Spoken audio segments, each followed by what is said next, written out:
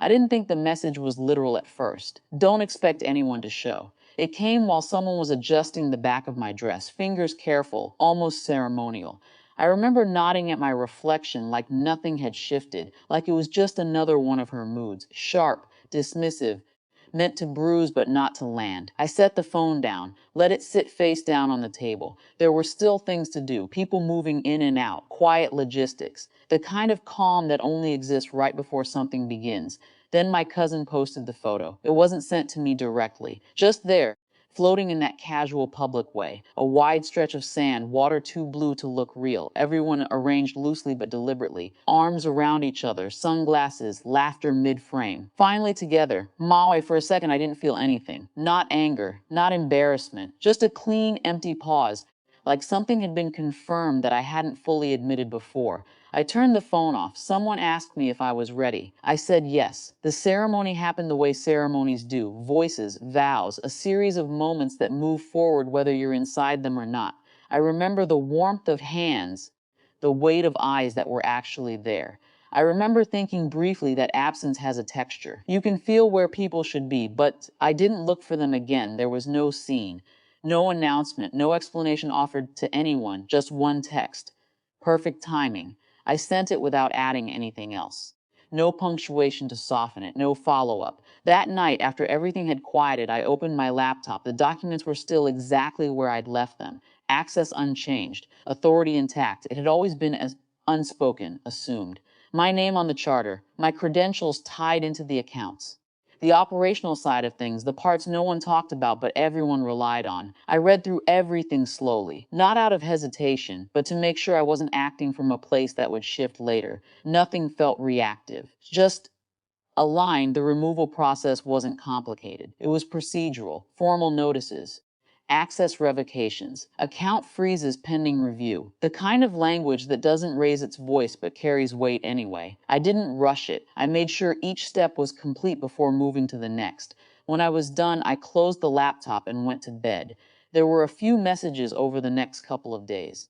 At first, light, confused. Someone asking if something had been flagged incorrectly. Another assuming it was a technical issue. I didn't respond, then the tone changed, shorter messages, more direct, a call I let ring out. Another that didn't bother leaving a voicemail.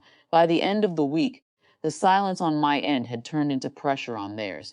I was in my kitchen when the knocking started, not hesitant, not uncertain, loud enough to carry intention. I didn't hurry, finished what I was doing, poured my coffee, took it with me as I walked to the door. He was already mid-motion when I opened it, face flushed, jaw tight, words lined up before I'd even stepped aside. What the hell do you think you're doing? I didn't answer right away, just leaned slightly against the frame, cup steady in my hand, looked at him the way you look at something you've already made a decision about. You locked everything, he continued. Flights, accounts. Do you have any idea what kind of mess this is creating? I do, I said. That seemed to catch him off guard. Not the words themselves, but the lack of anything around them. No defensiveness, no escalation. This isn't how you handle things, he said, softer now, but more pointed. You don't just cut people off like that. I took a sip of my coffee. It's exactly how I handle things, I said. Now, there was a shift then, small but noticeable, like something recalibrating in real time. You're overreacting, he said. Whatever this is about, it's not worth. It's not about worth, I interrupted. Not sharply, just enough to stop the sentence from finishing. It's about structure. He frowned slightly, not understanding or not wanting to. For a long time, I continued. Things stayed in place because I kept them there. Access, approvals, continuity. That wasn't automatic. It just looked like it was.